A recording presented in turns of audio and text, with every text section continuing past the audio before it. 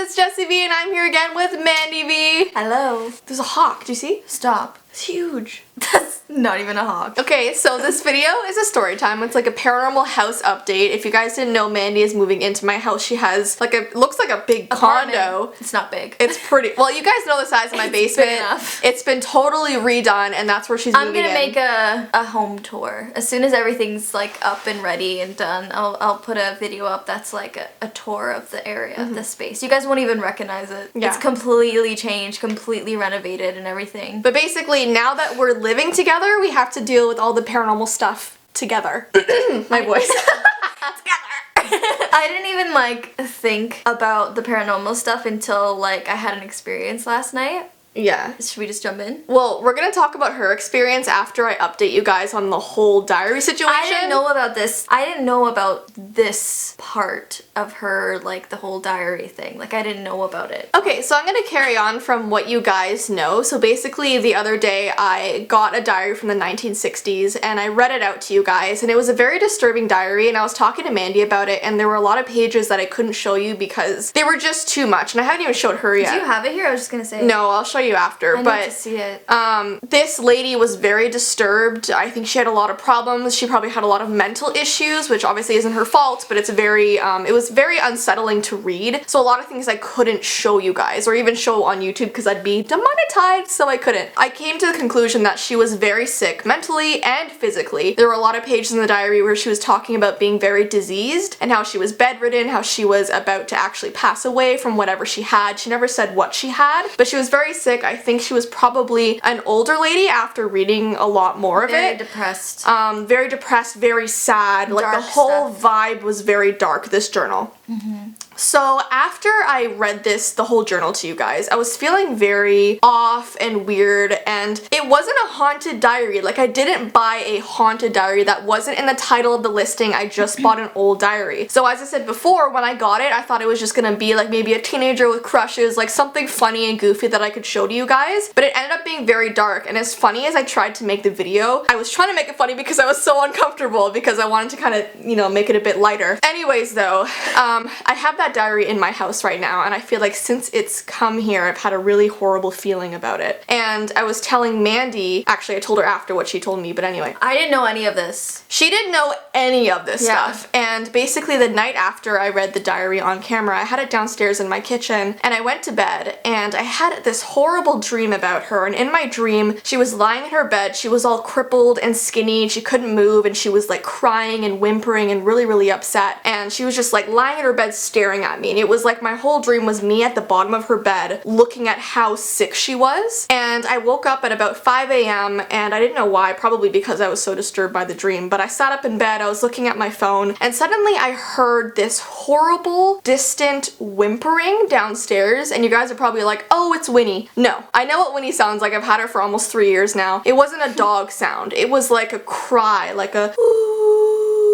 like a very human, like sad cry. And I woke up Ty and I'm like, oh my gosh, do you hear that? The minute he woke up, of course it stopped. Very cliche, but it did. And immediately when I heard that, she came to mind. So that's basically what's happened with me after getting this diary, but it was really freaky because the other day Ty and I were out and Mandy was home alone and I'll let her tell the story, but she was in my house just with her and Luca. We weren't there, it was nighttime. So tell what happened with you. And keep in mind that she had no idea about the details of this diary. She had no idea what I'd been experiencing. She had no idea it was an old woman who wrote it. Like, she had no idea about anything, so that's why it's such a coincidence. I'm so scared. I don't want to be on the edge. I don't want to be on the side close to You're the door. fine. Mom and Dad are gonna be here any minute. Okay. Okay, tell your thing. So Luke and I were here really late last night and Jess and Ty were out and we were just home alone and we were just kind of like finishing up some stuff, like moving in or whatever. And we were just kind of like relaxing afterwards because we had had a long day. So we were in my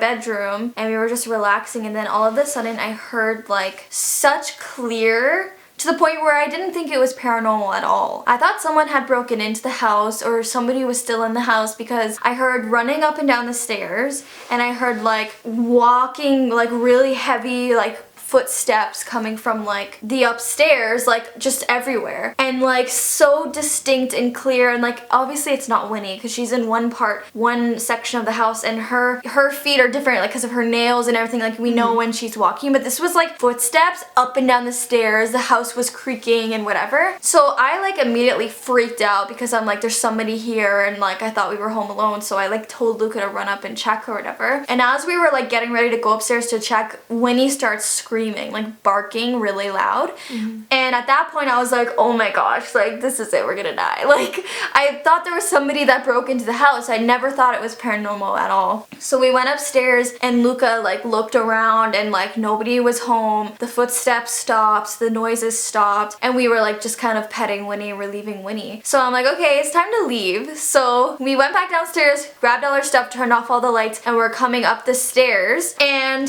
I stopped in my tracks, and I wish I could make it more of a clear picture for you guys, but from where I was standing, I was looking into a window reflection of another room, if that makes sense. And in the other room, that's where Winnie is, and then there's also a big chair. And I could see all of that through the reflection of the window. So I couldn't actually see that room. It was all through the reflection at the angle that I was. Yeah, that makes sense. Okay, so looking at the episode, I'm getting so nervous. I'm getting so nervous. I'm looking at the reflection and I like, my heart like stopped. And it was scarier than like anything ever. Like even like the haunted hotel, like watching the door close, because it was so clear. And like I haven't talked about it, like I haven't even told Luca. I just told you because it had been bothering me. I'm so freaked out. I haven't told anybody because it really stayed with me, because you know how like if you feel like you see something on the side of your eye or whatever, and it's like you know you saw something but you don't know what it was, and you don't know if it's just something playing tricks on you or whatever. I was staring at it for so long, like felt like a while. So, because I was stopped and I was trying to figure out, is that a ghost or is that a person? So I was looking, and what I saw sitting in the chair facing Winnie was an old lady looking really sad, but like at Winnie, and like, and you said she was like skinny and scrawny and like, she wasn't, she didn't look skinny and scrawny, she just looked like contorted, like sitting on the chair and like like she looked like her bones and her back and like all this stuff, and like her face was so clear, and it wasn't like a pretty face, it was like sick. I don't know, I don't know. I know that she had like kind of a big nose, and like she had like a regular granny face, like a wide face, and like her body was like contorted, and she was sitting there hunched over looking at Winnie. And she told me this, and immediately, because she hadn't heard my other stories about what had happened, she was like freaking out, and I literally, because I was like, Jess, I like wanted to tell you something, but like I don't know if I should tell you, like something happened last night and I don't know like if I'm just like seeing things or what it is. So I told her, I haven't told anybody, and immediately she was like, oh my god. I was freaking out. But it actually, if you think of like the timelines from like when she got the diary, and like it just I only got it a few days ago. It makes sense. It makes so much sense. And what I was saying is there's a lot of pages I didn't read to you guys, and there was this one point where she was so sick in bed she could barely move, and she was writing about how her dog was the only one who would lie with her and comfort her. So that freaked me out too, because the fact that she chose Winnie to sit beside, and we don't know if it's her. It could have been like a quick, makes sense.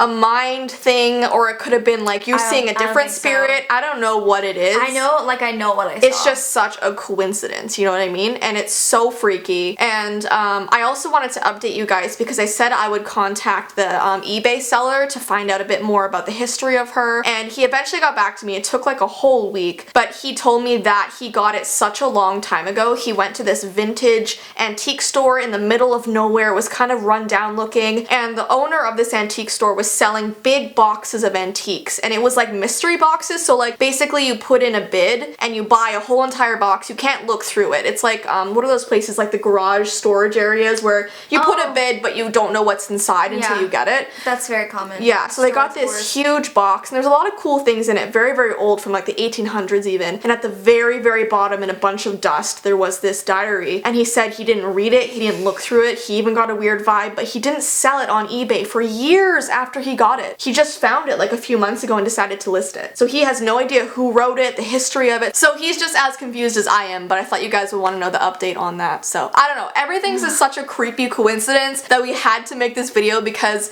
I always tell you guys I will always do paranormal updates when I can. Can I see the diary? Yeah, it's downstairs. I'll show you after. Okay. But anyway, did the doorbell ring?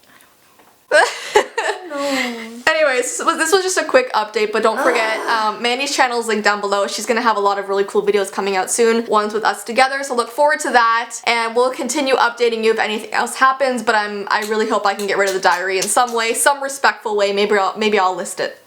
I don't know what to do. We'll figure it out. If you guys want to, let me know. For real. Yeah. Anyways, we're gonna get going now. I hope you guys have an awesome rest of your day, and we'll see you in my next video. Bye! Bye!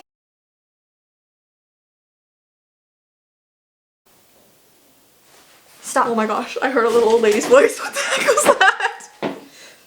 Open the door. Did you hear that person? Someone's coming up the stairs. Dad?